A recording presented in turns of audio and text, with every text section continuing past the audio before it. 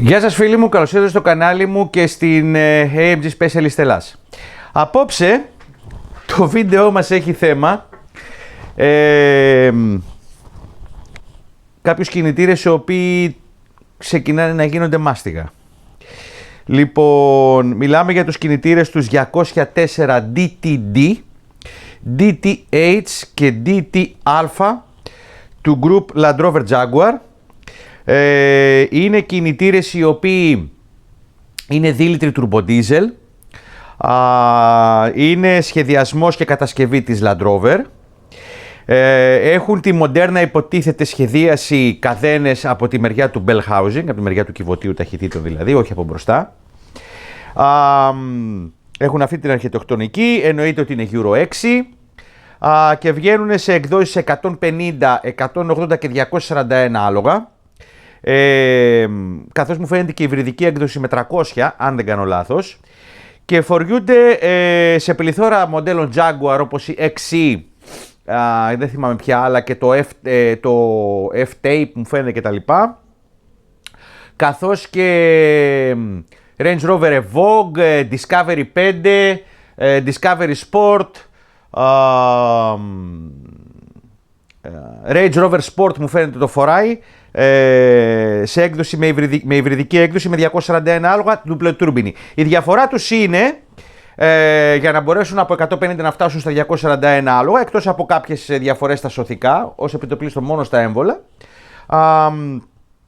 Είναι και ναι μεν 150-180 άλογα έχουν μονοτούρμπινη τουρμπίνα της Mitsubishi. Έχω μια καινούρια εκεί να σας δείξω γιατί χτύπησε αυτό το συγκεκριμένο μοτέρ και τουρμπίνα.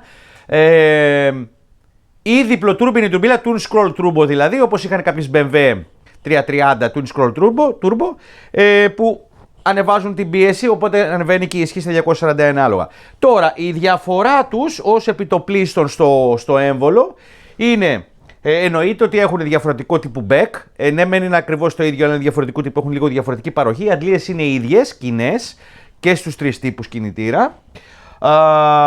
Και τα έμβολα, καθίστε να σας δείξω γιατί αυτή εδώ είναι DTD.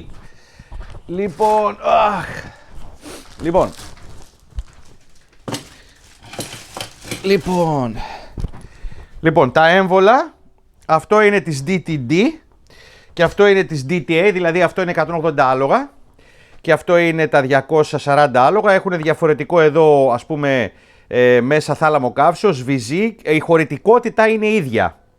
Η χωρητικότητα είναι ίδια, απλά αλλάζει διάμετρος εδώ πέρα, μεταξύ των δύο μοντέλων, και το πώς κατανέμεται η φλόγα μέσα στο θάλαμο καύσεως λόγω της σφαιρούιδιου αδού που υπάρχει. Αυτό είναι πιο έντονο, αυτό είναι πιο απαλό.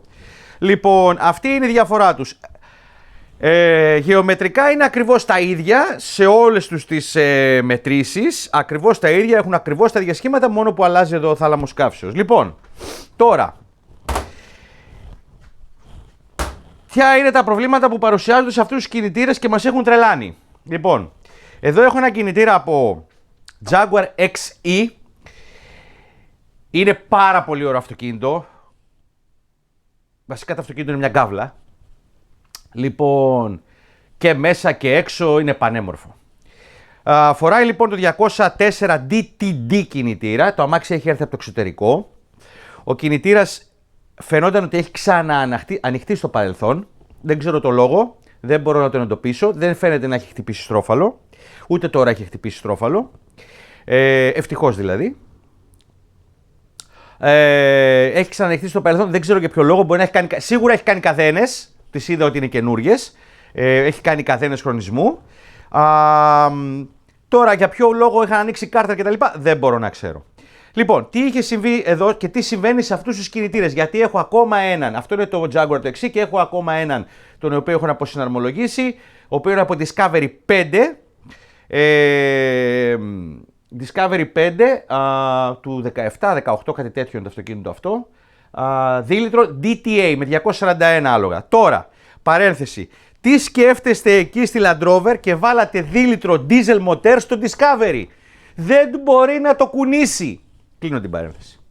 Λοιπόν, εμείς δηλαδή που είχαμε τα 4 με τα 3 λίτρα τα διπλοτούρμπινα και ήταν, πώς το λένε, πήγαινε και δεν πήγαινε το αυτοκίνητο. που ήταν 2,5 τόνους. Τώρα βάλετε στο Discovery 2 μοτέρ. Τέλος πάντων. Το παρακάμπτω. Πάμε παρακάτω. Λοιπόν, τι έπαθε λοιπόν το συγκεκριμένο μοτέρ. Το συγκεκριμένο μοτέρ μας ήρθε εμάς, το αυτοκίνητο μας ήρθε εμάς από ένα άλλο κατάστημα, το οποίο γίνανε, το πρώτο πράγμα που έπαθε το αυτοκίνητο αυτό είναι διέλυσε την τουρμπίνα του. Διέλυσε, έσπασε τον άξονα της φτερωτής του impeller, έφυγε το impeller μέσα στην εισαγωγή, τα έκανε όλα σμπαράλια. Δεν πέρασαν κομμάτια μέσα στον κινητήρα, γιατί συνήθως όταν καταστρέφεται μια τουρμπίνα, αμέσως μετά την τουρμπίνα είναι το intercooler. Το intercooler έχει πάρα πολύ μικρές κυψέλες. Οπότε να περάσει ένα πάρα πολύ μικρό μεταλλάκι, συνήθως θα είναι αλουμίνιο. Τώρα μιλάμε, θα είναι, τι να σας πω, σαν τη μύτη της καρφίτσας για να μπορέσει να περάσει από εκεί μέσα. Οπότε και να περάσει μέσα και να μπει μέσα στη μηχανή δεν θα προκαλέσει ζημιά. Όπως είναι, ή θα λιώσει στην καύση ή θα το πετάξει από την εξαγωγή. Μεγάλο κομμάτι να μην μπει είναι μέσα στο κύλο. Δεν βρήκαμε λοιπόν κομμάτια τουρμπίνας μέσα στην εισαγωγή. Το πρώτο λοιπόν πράγμα που έπαθε ήταν να σπάσει η τουρμπίνα σαν μαχαίρι. Μπαμ! Διαλύθηκε. Δεν ξέρω το ιστορικό του αυτοκινήτου, δεν ξέρω αν είχε επισκευαστεί η τουρμπίνα στο παρελθόν, δεν τα ξέρω όλα αυτά, ούτε ο ιδιοκτήτης το ξέρει. Λοιπόν, αυτό ήταν το πρώτο πράγμα. Πήγε λοιπόν σε ένα συνάδελφο, αλλάξανε τουρμπίνα και το αμάξι παραδόθηκε. Και στα πρώτα, ξέρω εγώ, χιλιόμετρο, 1,5-2 χιλιόμετρα, το μοτέρ έσβησε. Χτύπησε και έσβησε. Έκανε θόρυβο και έσβησε. Λοιπόν, ερχόμενος ο πελάτης εδώ, γνωρίζοντας με μέσα από το YouTube ότι κατασκευάζουμε εμείς τα Land Rover, τα μοτέρ κτλ. Και φέρνει από εδώ το αυτοκίνητο, το πρώτο πράγμα που κάνω, μιζάρω, δεν χτύπαγε το μοτέρ στη μίζα, ενώ δεν έκανε κάποιο θόρυβο. Δεν είχε και μπαταρία τότε, να πάρουμε μια συμπίεση. Παίρνουμε λοιπόν μια συμπίεση και βλέπουμε ότι ο πρώτος κύλινδρος είναι χαμηλός. Πολύ χαμηλός. Όλοι οι κύλινδροι είναι χαμηλοί, σε σχέση δηλαδή να έχει 20-22 μπαρ, είναι diesel κινητήρας, έτσι. Να έχει 20, 21, 22, 23 μπαρ. Αυτοί δεν συγκάνανε ούτε 14-15. Ο πρώτος είχε 9. Με 9 μπαρ diesel αυτοκίνητο δεν μπαίνει ποτέ μπροστά. Όσο και τον κόλλο σου να μπει στα σκάτω, δεν θα πάρει μπροστά. Λοιπόν, οπότε αποφασίσαμε να ανοίξουμε το μοτέρ να δούμε τι έχει συμβεί.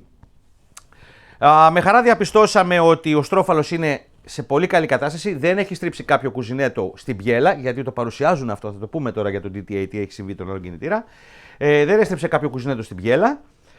Ο στρόφαλος είναι εντάξει, τα κουζινέτα πιελών όλα είναι εντάξει. Απλά, τι συμβαίνει τώρα, το οποίο το είδαμε και στο Discovery 5 που λύσαμε τον DTA κινητήρα και σε αυτόν τον κινητήρα. Λοιπόν, τα έβολα της Land Rover Jaguar είναι CarSmith. Είναι πάρα πολύ καλή μάρκα. Είναι τα γερμανικά τα CarSmith. Λοιπόν, είχαμε πει και στο προηγούμενο βίντεο που είχα κάνει που είχε κόψει το στρόφαλο ότι από την πρώτη μηχανή που φτιάξαμε, που ασχοληθήκαμε με τη μηχανή, διαπιστώσαμε ότι αυτό του είδους τα ελαττήρια λαδιού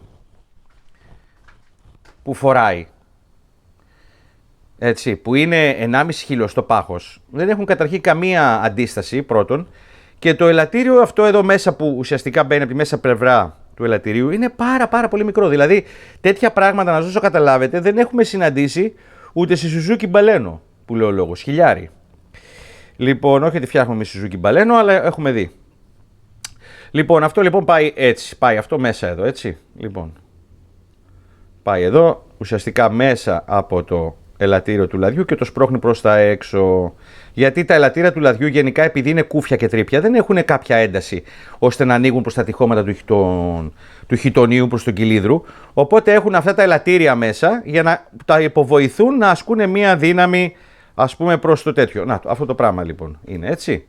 Το βλέπουμε. Πάει από μέσα το ελαττήριο, έχει λούκι δηλαδή και από τη μέσα πλευρά, έχει λούκι και εδώ απ' έξω και ουσιαστικά αποστραγγίζει το λάδι από τον κυλίδρο. Λοιπόν, αυτό το πράγμα είναι τόσο μικρό και είναι τόσο πολύ μεγάλα τα φορτία που δέχεται το έμβολο, το οποίο τι κάνει? Επειδή έχει και ένα άλλο μειονέκτημα. Δεν έχει βάθος.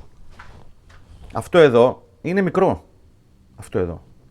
Δεν είναι χοντρό το ελαττήριο να πιάσει χοντρά μέσα στο λούκι του εμβόλου, όπως κάνουν τα άλλα ελαττήρια. Αυτό είναι πολύ μικρό. Δηλαδή, εκτός ότι είναι πολύ στενό εδώ, είναι 1,5 χιλιοστό.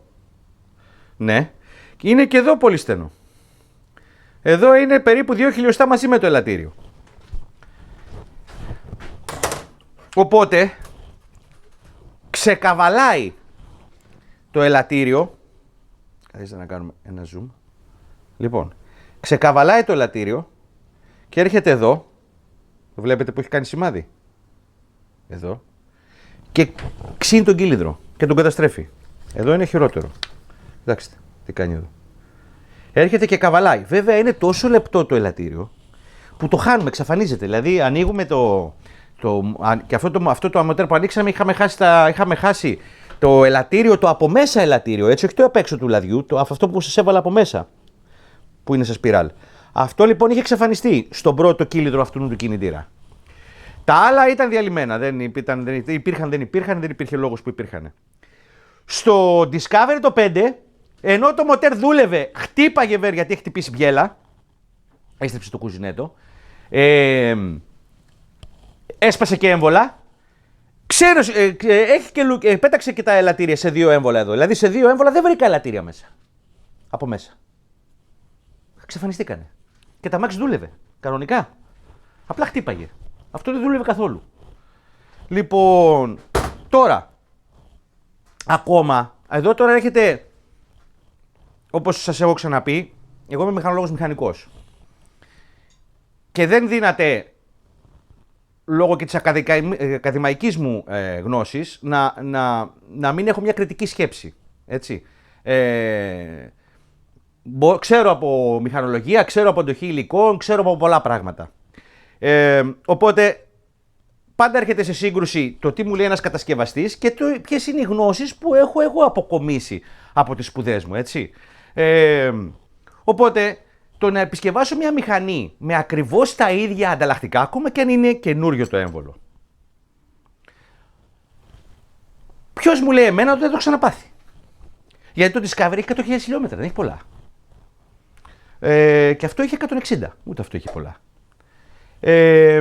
Τώρα βέβαια για το εξωτερικό δεν έχω τσεκάρει τα χιλιόμετρα του αναλυθεί. Κατά πάσα πιθανότητα είναι, γιατί τα αυτοκίνητα φαίνονται καινούρια. Δεν είναι δηλαδή αυτοκίνητα που φαίνονται ότι έχουν 250.000 χιλιόμετρα. Αλλά και πάλι 250.000 χιλιόμετρα για diesel δεν είναι πολλά χιλιόμετρα. Οπότε εδώ λοιπόν έρχεται σε σύγκρουση η γνώση, η εμπειρία με την επισκευή. Δηλαδή, εγώ θα πάω να δώσω τώρα, γιατί εγώ δίνω εγγύηση, θα πάω να δώσω εγγύηση σε αυτά τα μοτέρ και θα χρησιμοποιήσω αυτά τα ελαττήρια. Δεν γίνεται. Δηλαδή, θα έχω το ίδιο πρόβλημα. Ακόμα και καινούργιο να είναι το έμβολο, θα έχω αυτό το πρόβλημα. Οπότε, επειδή δεν σας το είχα δείξει την άλλη φορά, θα σας το δείξω τώρα. Εδώ επιλέγουμε να βάλουμε ελαττήρια από Mercedes, τα οποία είναι αυτά τα συγκεκριμένα εδώ τα ελαττήρια. Είναι 1,75 της φωτιάς, 1,5 του Xistra, το δεύτερο δηλαδή, και 1,5 του λαδιού. Και πάμε, αναβαθμίζουμε το έμβολο. Αυτό είναι το αναβαθμισμένο έμβολο. Έτσι. Αναβαθμίζουμε το έμβολο σε 2 από 1,75, 2 από 1,5 και 2 από 1,5. Οπότε, μάνι εδώ, το σίγουρο είναι ότι έχουμε πολύ καλύτερο grip του ελαττηρίου, δηλαδή πολύ καλύτερη ένταση του ελαττηρίου πάνω στο χιτόνιο. Τώρα, κάποιος θα με ρωτήσει, πώς είσαι σίγουρος ότι τα συγκεκριμένα ελαττήρια θα δουλέψουν στο συγκεκριμένο κίνητρο? Καταρχήν, μπορεί ο κινητήρας να είναι αλουμινένιος, όμως έχει χιτόνια, πρεσαριστά μέσα, τα οποία έχουμε ελέγξει έτσι κι αλλιώς, γιατί εδώ στο συγκεκριμένο κινητήρα τα βγάλαμε όλα τα χιτόνια. Γιατί? Έχει συμβεί και κάτι άλλο τραγικό. Και αυτά είναι ανεξήγητα, παιδιά. Θα σας εξηγήσω γιατί. Δηλαδή, συναντάμε πράγματα εδώ πέρα και μένουμε χαζοί. Λέμε πώς έγινε τώρα αυτό εδώ πέρα, πώς συνέβη αυτό το πράγμα.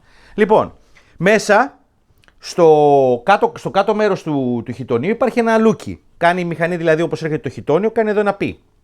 Γιατί περνάει η μπιέλα από εκεί και θέλει να έχει λίγο χώρο να μην βρίσκει μπιέλα στο χιτόνιο, γιατί κάνει μεγάλη διαδρομή το έμβολο. Το συγκεκριμένο λοιπόν χιτόνιο είχε στρίψει. Θα σας βγάλω φωτογραφία, το έχω τραβήξει φωτογραφία. Είχε στρίψει και το είχε βρει η μπιέλα και το έχει σπάσει. Και αυτό είναι πάρα πολύ περίεργο να συμβεί. Γιατί οι τύποι, όλοι οι κατασκευαστές πλέον, χρησιμοποιούν κάτι τέτοιες φλάτζες, αυτή είναι από αυτό το αυτοκίνητο, οι οποίες έχουν αυτή την πριονοτή εδώ διαμόρφωση.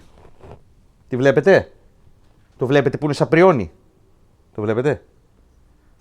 Αυτό λέγεται ρίκνωση στη μηχανολογία. Έχουν λοιπόν μια ρίκνωση. Αυτή η ρίκνωση έρχεται και πατάει εδώ στο χιτόνιο. Πώς κατάφερε και έστριψε το χιτόνιο με τη ρίκνωση και δεν έκαψε φλάτζα, δεν το ξέρω. Δηλαδή και εγώ κοιτάω τον ουρανό. Εκτός εάν είχε στρίψει, είχαν ανοίξει τη μηχανή, είχε στρίψει το χιτόνιο ή βάλανε λάθος το χιτόνιο. Δεν ξέρω, παιδιά. Δηλαδή, ειλικρινά δεν μπορεί να πάει το μυαλό μου τι μπορεί να έχει συμβεί. Το πιο πιθανό είναι όταν είχε ανοιχτεί το μοτέρ να έχει στρίψει, να το είδανε στριμμένο και να το ξεκλείσανε το μοτέρ όπως είναι. Να μην δώσανε σημασία. Τέλος πάντων, εμείς εδώ και επειδή οι πελάτες μας εμπιστεύονται για τη λεπτομέρειά μας και τη δουλειά που κάνουμε, τα είδαμε όλα αυτά, τα διορθώσαμε, αναγκαστήκαμε και βάλαμε 4 καινούργια χιτόνια μέσα. Ευχαριστούμε πάρα πολύ τον κύριο Κώστα, τα παιδιά από το Ρεκτιφιέ Μεσόγεια, όλα τα παιδιά που συνεργαζόμαστε πάντα άψογα, γιατί και αυτά εδώ με τα ελαττήρια έγινε κατόπιν συνεννόησης και έρευνας και με το μηχανουργείο μου, αν μπορούμε, γιατί τα λούκια δεν τα άνοιξα εγώ, τα άνοιξε το μηχανουργείο. Το πάτημα που θα έχουν τα ελαττήρια όταν θα διασταλούν και στο έτσι και στο έτσι, ώστε να μην μπλοκάρουν μέσα, μου τα άνοικαν το μηχανουργείο. Οπότε υπήρξε μια συνεργασία και από μένα και με το μηχανουργείο τον κύριο Κώστα, από τον οποίο τον ευχαριστώ πάρα πολύ. Μπορεί να είναι μεγάλος παλιός μάστορας, μπορούμε να το πούμε έτσι, μπορεί να είναι παλιός μάστορας, αλλά είναι από τους μαστόρους οι οποίοι έχουν ανοιχτά αυτιά και μάτια, ακούν και συνεργάζονται. Αυτό είναι πολύ σπάνιο να το βρεις σε παλιούς μαστόρους. Οι παλιοί μαστόροι έχουν τη λογική, εγώ τα ξέρω όλα, τα έχω δει όλα, τα κάνω καλύτερα από όλους και εκεί χαλάει λίγο η σούπα. Εγώ είμαι τυχερός γιατί μπόρεσα να βρω ανθρώπους να συνεργαστώ, οι οποίοι πραγματικά μπορούμε να μιλάμε, να ανταλλάσσουμε απόψεις, να συγκρουόμαστε πολύ ωραία, δηλαδή η σύγκρουσή μας να είναι πολύ ωραία, δηλαδή σε ακαδημαϊκό επίπεδο. Δηλαδή, παιδί μου, να μου λες κάτι, να μου λέει εκείνος κάτι άλλο, το οποίο όμως να έχει βάση, δεν είναι μια αερολογία. Έτσι. Οπότε, και ευχαριστώ πάρα πολύ λοιπόν πάλι τον κύριο Κώστα και τα Ρεκτιφιέ Μεσόγεια. Εδώ έγινε πάρα πολύ καλή δουλειά στα λούκια, δηλαδή το πόσο θα ανέβουμε πάνω, το πόσο θα κατέβουμε κάτω, γιατί εδώ έχει και ένα επιπλέον δαχτυλίδι μέσα το έμβολο, έτσι, για το ελαττήριο της φωτιάς. Πόσο θα φάμε από εδώ και από εκεί ώστε να μην έχουμε πρόβλημα, το πώς θα δουλέψει το ελαττήριο μέσα, κοιτάξτε τι ωραία που δουλεύει, έτσι, το πόσο βάθος θα έχει το λούκι. Τα έχουμε τσεκάρει όλα, έχουμε τσεκάρει το πάχος που έχει μέσα, αν κατέβουμε εμείς μην τυχόν και βρούμε, γιατί εδώ μέσα έχει κανάλι που κυκλοφορεί λάδι, έτσι, εδώ αν δείτε έχει μια τρύπα μέσα, σε αυτό εδώ το σημείο. Μπαίνει δηλαδή το λάδι, το ψεκαστικό του λαδιού από το λάδι μια και βγαίνει από την άλλη, οπότε το έμβολο μέσα είναι κούφιο, οπότε πρέπει να δούμε και αυτό. Οπότε τα έχουμε τσεκάρει όλα, δεν έχουμε κάποιο πρόβλημα αν μας σπάσει το έμβολο.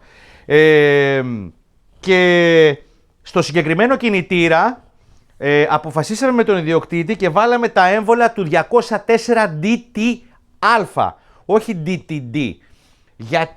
Γιατί τα έμβολα του 204DT-α έχουν και πιο ενισχυμένο πύρο με επίστρωση τριμεταλλική πάνω και εδώ στον πύρο των εμβόλων ο πύρος δεν δουλεύει πάνω στο έμβολο κατευθείαν, δουλεύει πάνω σε μπρούτζο. Δηλαδή εδώ μέσα έχει δαχτυλίδια μπρούτζινα. Έτσι. Έχει μπρούτζινα δαχτυλίδια δηλαδή, το έμβολο. Μέσα είναι πολύ πιο ενισχυμένο σαν έμβολο του DT-α, το 241 DT-α. Λοιπόν, τώρα τι έπαθε το Discovery. Ίδιο μοτέρ ακριβώς. Εξωτερικά τουλάχιστον το μπλοκ είναι ίδιο. Τι έπαθε εκείνο. Εκείνο στρίβει κουζινέτο μετά από αλλαγή καδένες σε έναν άλλο συνάδελφο. Πάλι και αυτό έφυγε και χτύπησε στα λίγα χιλιόμετρα. Όχι ότι φταίει ο συνάδελφος και οι καδένες που χτύπησε, δεν λέω αυτό, έτσι, μην παρεξηγηθώ, δεν είπα αυτό. Απλά λέω ότι τυχαίνει, παιδιά μου, έχει τύχει και εμένα, έτσι, δηλαδή να πάθει μια ζημιά, κάτι, όχι τόσο σοβαρή βέβαια, αλλά να πάθει μια ζημιά ένα αυτοκίνητο, άσχετη, φεύγοντας από εδώ, χωρίς κανένα λόγο. Δηλαδή, εμείς κάναμε αλλαγή λαδιών και τρύπησε ένα κολάρο νερού. Δεν λέει κάτι, έτυχε, τι να κάνουμε. Κανένας δεν μπορεί να ξέρει πότε θα γίνει κάτι. Λοιπόν, Αυτό το έφερα σαν παράδειγμα, δεν έγινε αυτό. Άλλο έγινε, αλλά πώς το λένε, το έφερα σαν παράδειγμα ότι κάτι τυχαίο πάντα μπορεί να συμβεί. Οπότε φεύγει το αυτοκίνητο από το συνεργείο με αλλαγή καδένες και έκανε θόρυβο. Μετά από λίγο έγινε ο θόρυβος εντονότερος. Έρχεται το αυτοκίνητο εδώ. Τα αμάξι δούλευε καλά. Έκανε ένα μικρό τακ. Κάποια στιγμή το μαρσάρω και σταματάει ο θόρυβος. Μου σταμάτησε εντελώς. Είχε πάρα πολύ blow by. Αυτό δεν κατάφερε να πάρει πρώτα μπροστά για να δω την blow by είχε. Δηλαδή έλυνα την τάπα του λαδιού στο Discovery και ήθελε να φύγει στο Θεό η τάπα. Και εκτός ότι έχει σπάσει, δεν θυμάμαι τώρα, μου το έχει δείξει ο Φανούρης. Ποιο έμβολο είναι σπασμένο. Πρέπει να τώρα κάτσω το βρω, δεν φοράω και τα γυαλιά μου. Λοιπόν, εκτός ότι έχει κάνει ρήγμα ένα έμβολο, έχουν καβαλήσει τα 3 από τα 4 έχουν. Κοιτάξτε πώς το έχει κάνει, κοιτάξτε. Κοιτάξτε πώς το έχει κάνει αυτό. Εδώ. Κοιτάξτε, δεν στέκεται μέσα. Καβαλάει εκεί το ελαττήριο και δουλεύει εκεί. Η θέση του είναι εκεί. Έχει πάει μόνο του και έχει κάτσει εκεί. Τώρα, δεν κουνιέται. Έξω από το λούκι το ελαττήριο του λαδιού. Λοιπόν, τώρα τι σχεδιασμός είναι αυτός, δεν ξέρω. Παρά τα αυτά, εάν θέλετε, δεν ξέρω πόσοι από εσάς έχετε τους συγκεκριμένα μου κινητήρες και θέλετε να τους σώσετε, αν να κάνετε επισκευή το μοτέρ, δεν πρέπει να. Αναγκαστικά θα χρησιμοποιήσετε τα έμβολα τα εργοστασιακά, γιατί δεν ταιριάζει κάποιο άλλο έμβολο από άλλο αυτοκίνητο. Αλλά θα πρέπει να γίνει η βελτίωση με τα ελαττήρια της Mercedes. Αυτά. Τι άλλο έχω να σας πω για το συγκεκριμένο. Το φαίνεται εδώ η μπιέλα από το κουζινέτο που έστριψε που έχει γίνει μπαρούτι από το Discovery. Έχει γίνει μπαρούτι εδώ, μαύρη σόλη. Οπότε αυτή είναι άχρηστη, πάμε για μπιέλα. Πάμε για μπιέλα, έμβολα κτλ.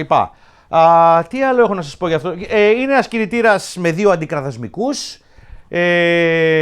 Θέλει εργαλεία χρονισμού και για τους αντικραδασμικούς, αλλά και για τις καδένες του.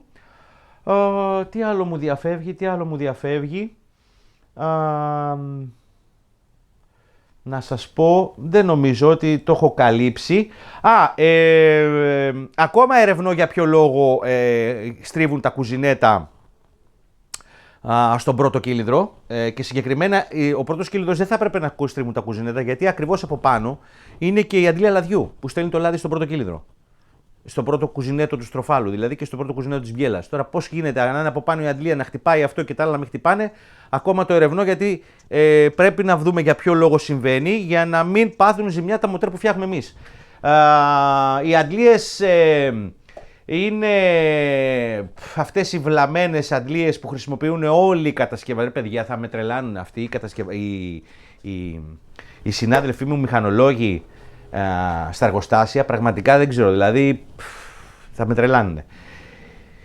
Αντλίες oil on demand στα Audi, στα BMW, εδώ, στα Jaguar, Land Rover, δηλαδή και βαράνε όλα μοτέρ από τις αντλίες. Δηλαδή ρε παιδιά, ήμαρτον. Πόσο βενζίνα παραπάνω, πόσο πετρέλαιο παραπάνω έχει η κλασική αντλία λαδιού, και διαπιστώσατε ότι πρέπει να βάλετε μία αντλία που να παρέχει πίεση όσο χρειάζεται το αυτοκίνητο και καθόλου παραπάνω. Δηλαδή ρε παιδιά, βάλτε μια γρανοζωτή παλιά αντλία να μην παθαίνετε, τις βγάζαμε και δεν παθαίνανε ποτέ τίποτα. 1.000.000 χιλιόμετρα είχαν οι αντλίες και δεν τις αλλάζαμε. Να χτυπήσει το μοτέρ τώρα από αντλία λαδιού, δεν ξέρω.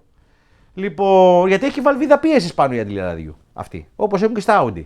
Έχει βαλβίδα πίεσης. Όπως έχει και τα Mercedes στα X51, που και αυτή χαλάει η βαλβίδα πίεσης και στρίβει τα κουζινέτα του στροφάλου. Δεν ξέρω, πραγματικά όλοι οι κατασκευαστές είναι ανήκουστο, όλοι οι κατασκευαστές, αντί να πηγαίνουμε προς τα μπρος, που έχουμε τεχνολογίες, που έχουμε υπολογιστές, που έχουμε AI, που έχουμε τώρα 1002 πράγματα που δεν τα είχαν παλιά. Και παλιά τα μοτέρ δεν καταστρέφονταν. Και τώρα καταστρέφονται τα μοτέρ για πλάκα όλων των κατασκευαστών. Ευρωπαϊκά, ιαπωνικά, δεν υπάρχει μοτέρ που δεν έχει δεν διαλύει πια. Δηλαδή δεν μπορεί να φανταστείτε κάθε μέρα τι ακούς στο τηλέφωνο. Δεν μπορεί να φανταστείτε. Το ότι γίνεται συγκεκριμένες επισκευές στο μαγαζί λόγω κόστους, ότι κάποια αυτοκίνητα δεν συμφέρει να επισκευαστούν, καλύτερα να βρουν μια μεταχειρισμένη μηχανή, εάν μπορούν κτλ. Αυτό είναι. Δηλαδή, αν με πάρει ένας άνθρωπος και μου πει: έχω ένα χ αυτοκίνητο και κάνει, ξέρω εγώ, 4.000 ευρώ, δεν θα του πω επισκεύαση τη μηχανή. Βάζει μια μηχανή μεταχειρισμένη, πάνω να βάλει. Δηλαδή, πού να επισκευάσει μηχανή. Είναι τεράστιο το κόστος της επισκευής κινητήρα. Όπως το κάνουμε εμείς, έτσι. Λοιπόν, αυτά έχω να σας πω. Ξέχασα και το ξέχασα. Λοιπόν, αυτή λοιπόν εδώ η συγκεκριμένη μηχανή είχε φάει και βαλβίδες από πάνω και έφαγε και τα κοκοράκια. Εδώ μέσα όλα τα κοκοράκια. Όλα όμως, έτσι. Έχουν αρπάξει όλα τα κοκοράκια. Οπότε, τους αλλάζουμε και κοκοράκια και οστήρια. Τα κοκοράκια που έχουμε φέρει είναι της Carl Smith.